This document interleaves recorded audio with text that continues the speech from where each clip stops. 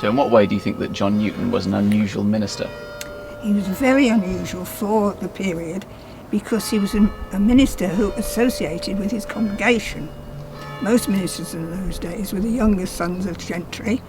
The older ones, obviously the oldest inherited the estate, the second probably in the army, the third in the navy. What do we do with the fourth one? Oh, we'll put him in the church. Right. No calling at all. Whereas John Newton had his calling through his conversion. Took him quite a few years to find a bishop who could ordain him, and that is why he was put in to only as a curate in charge, because there was a rector here, but he had so many children he'd gone on somewhere else to get a more stipend. So Newton came in as curate in charge, and the congregation in those days mostly consisted of poor lace makers, because obviously there were tradespeople in Only, being a market town, but they tended to be rather independent and go into the Baptists. So there wasn't any gentry really around, because though we'd got the great house, and the Earl of Dartmouth, he was the landowner at that time, but he didn't live here. So quite honestly, it was the clergy here that were, the main people in the town. And then, of course, when William Cooper came, he was known by the locals as Squire Cooper, because he was sort of, gentry. Yes, but anyway, going back to Newton and his congregation, he, through his, a friend in London, was of the Thornton family, who were bankers. Can't remember, I think he was John, but I wouldn't like to really be quoted on that. But anyway, Newton was allowed £200 a year to spend on the poor in Only. Well, he knew it's no good giving it out in money, because it would just end up in the local alehouse. So he knew which people needed a new coat, blankets for the bed, new shoes. He would give it out in kind, and that's the way he... And William Cooper, his friend, helped him out in that ministry as well.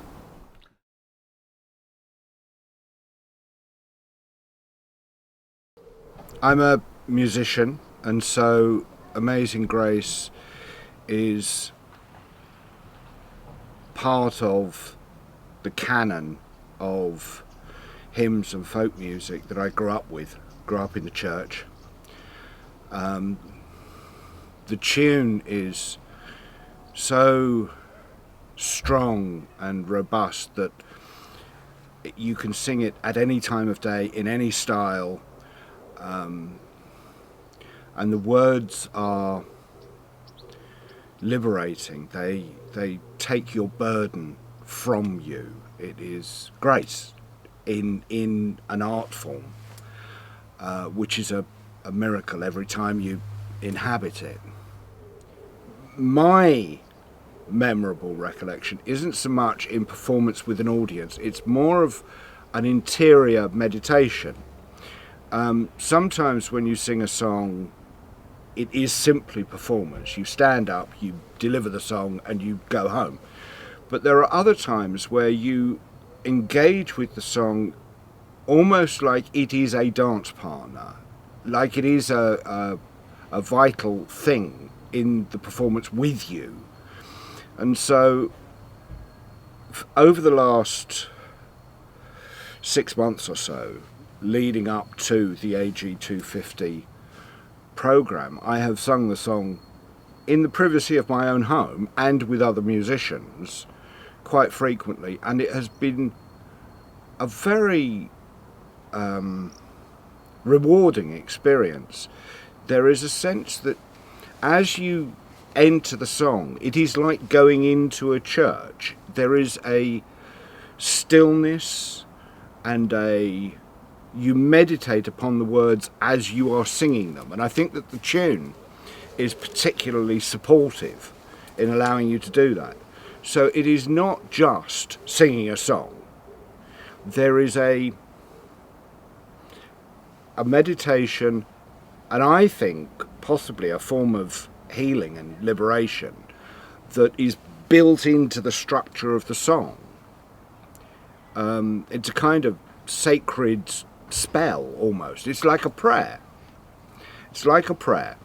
And so the most memorable experience I have of singing the song is with 2 or 3 other musicians in my house in that kind of meditational, devotional way, and we are met in equal measure by the song itself.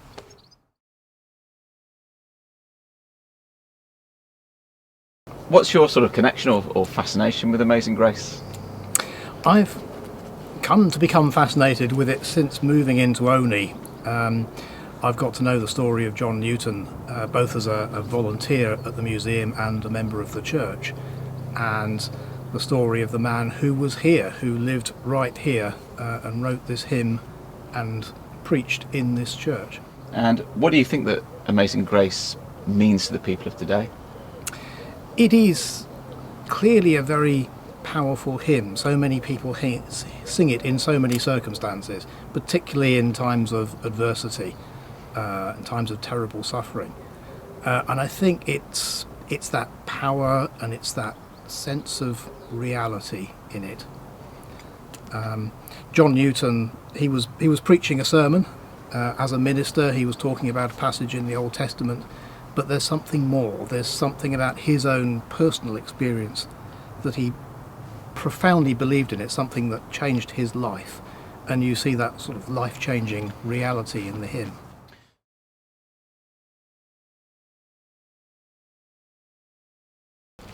Hello, my name is Susan Heron, and I've lived in Olney for 30 years. And what's your fascination or connection with Amazing Grace? Well, when we first came here, my grandmother was amazed to be called Amazing Grace because her name was Grace, and she was very excited, and it made it a real place to come to for her when she was elderly. So it was really lovely. And we've one of the carpets in church is her carpet, so she really took to being here. Because we've been blessed to be able to keep the church open. We've had people who are booked in and people who just turn up. We've had people from Korea, people from China, people from many choirs from America. Constantly people from Africa, Tanzania, wherever there is a church in struggling situations, and they can come to England, they seem to gravitate here. So over the years we've seen some amazing renditions of Amazing Grace in different languages.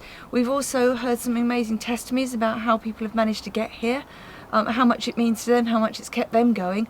My favourite memory of all has got to be our church went to the Holy Land for a trip.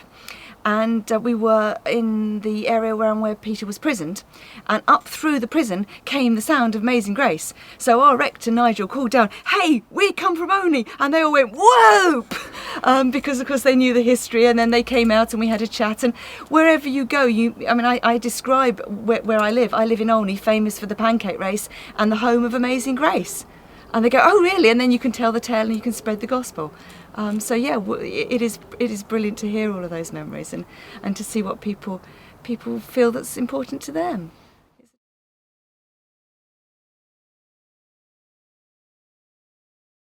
What's your particular fascination and interest with Amazing Grace? Lots of things, really. So I'm interested in hymnody of the 18th century and the relationships that were going on between Methodists, that's who I've studied a lot, and Anglicans like Newton in the evangelical tradition within the Church of England, and what kind of relationships and sort of conversations that were going in both directions, and how that affected worship and particularly the practice of congregational singing. So there's that aspect, but also for me, as a church musician, but obviously as a scholar of church music too, the way in which Amazing Grace has been reversioned in so many different ways for churches around the world and in different styles of worship is fascinating. What is it about that hymn that draws so many different musicians to it? Thank you. And you talk about reversioning. Why do you think it's been reversioned so many times? All these. I think it's it's unusual as a hymn because since it's been paired with the New Britain tune, it's in some ways behaves more like a recorded song, and everybody then does their version of it. So I think there's a lot we can learn from the kind of rock music tradition of covers that seems to resonate with this, and actually so many secular artists have recorded it too.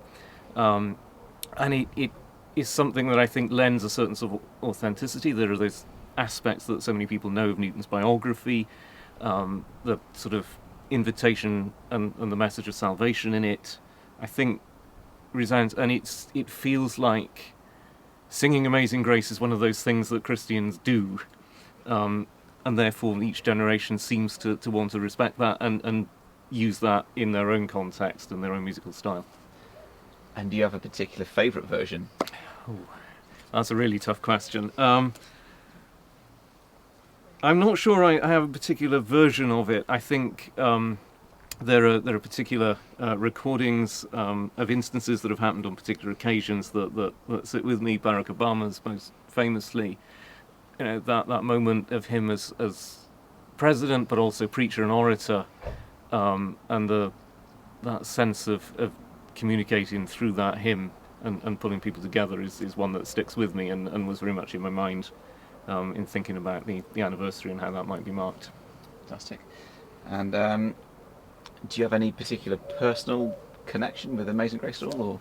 Or? Not particularly. I mean, it's a hymn I've sung and played as an organist lots of times, and in doing that, I've always been interested that really no two hymn books print the tune or the arrangement of the tune in quite the same way. And I think that speaks to something of its history. It's so widely used, but seemingly endlessly adaptable musically, at least. And that's been something else that I found fascinating about it too. Fantastic.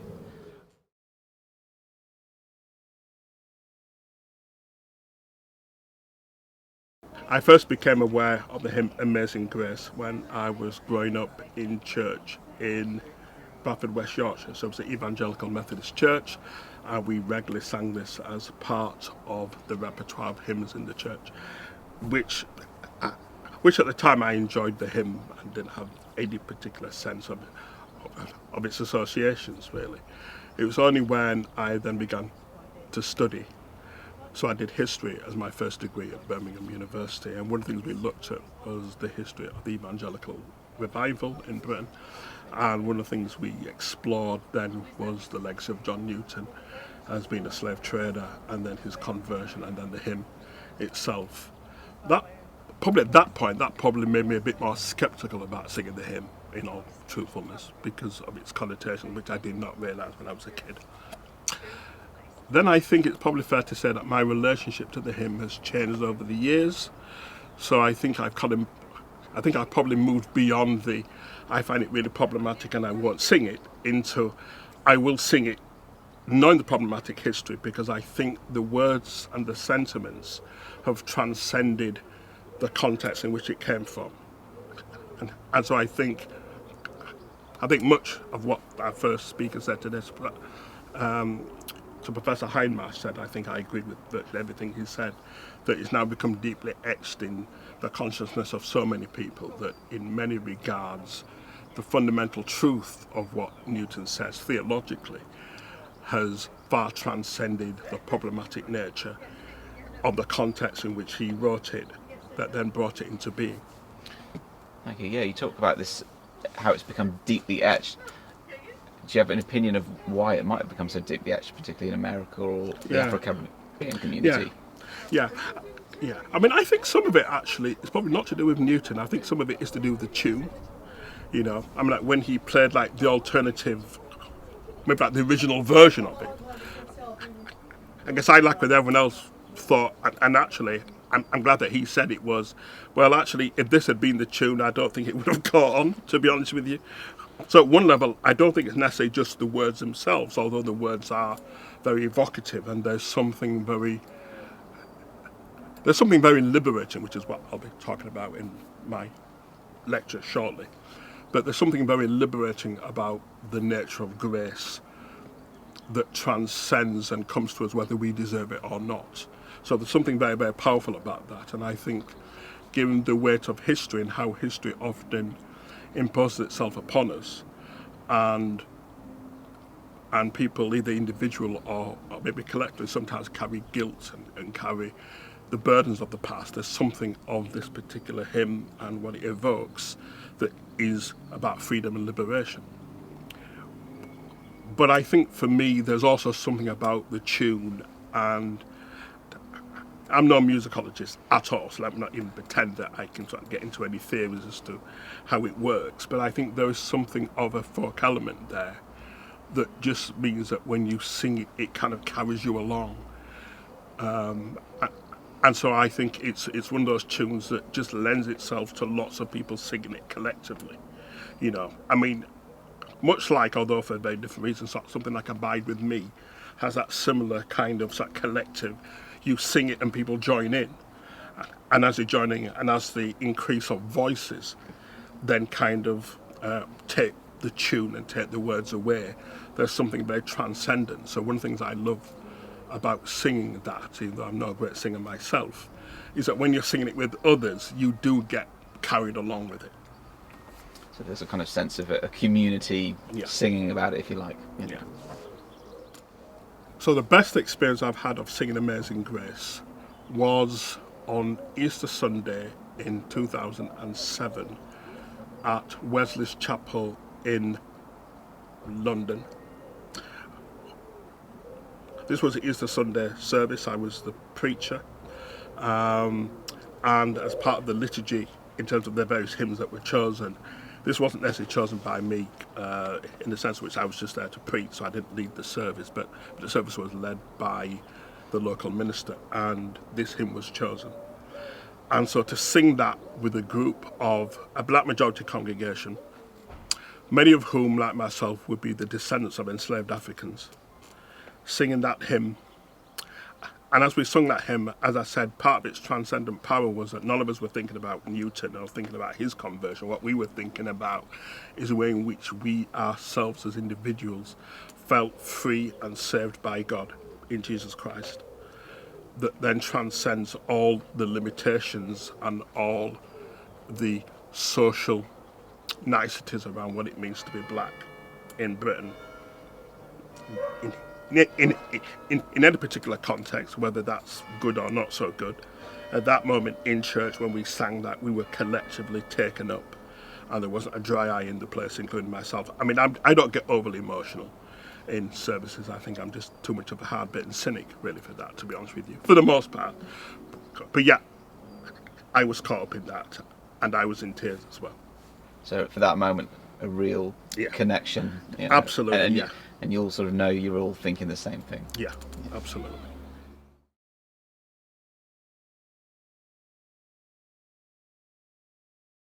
What is your fascination about Amazing Grace? Well, I grew up with John Newton. My mother was president of the Cooper and Newton Society of Friends, which helped to run the museum in the town of Oney. And so I grew up with stories about John Newton. And I naturally now on the ministry team here at St Peter and St Paul, I'm a lay preacher here. And so I'm very privileged to actually preach where John Newton once preached. And so he feels like he's part of my life, part of my DNA. And so, you know, that's why I'm here today. I want to really hear about other people's perspectives. Well, as somebody who volunteers at the museum and gets all into the history, it's very nice to meet other people that have that interest. Would you say that coming here today has helped you on a journey of some sort? Undoubtedly, I feel it's given me many different perspectives. I'm an author and I'm currently working, my latest book project is actually a book called Seeking Amazing Grace, following in the footsteps of John Newton. And I'm very interested in the places that really helped to shape his life and his faith, but also the people who are still inspired by him and impacted by him today. And it's been absolutely fascinating to hear so many different perspectives. I had an extraordinary experience really of Amazing Grace recently, and I've just been going through cancer treatment for the second time. And at one point I was very, very ill in hospital, and I was in an isolation room, I might add, not on a ward, and I was watching a kind of online service, and they started to sing Amazing Grace. And I found myself singing at the top of my voice in this isolation room. And I just felt this extraordinary sense that no matter what I was going through, His grace was there. He was there with me. And I think that's what grace is, that presence. So it really has helped you? Oh, yes, undoubtedly. I don't think grace is about being removed from some of the hard situations in life. I think it's about the sense that you're being accompanied through the hard situations in life. So do you believe that the subject matter of the song and its original purpose still translates today, or do you think it has changed somewhat? I think to some extent it has been disconnected from its spiritual roots to some extent. The fact is that it's known the world over and is sung in so many different secular contexts, I think is a wonderful thing. I think we talked a bit about this today. I think there's something about the universal truth that it embodies which actually transcends any specific religious context and religious historical background to it. I could see people of other faiths singing Amazing Grace and being just as meaningful in many respects.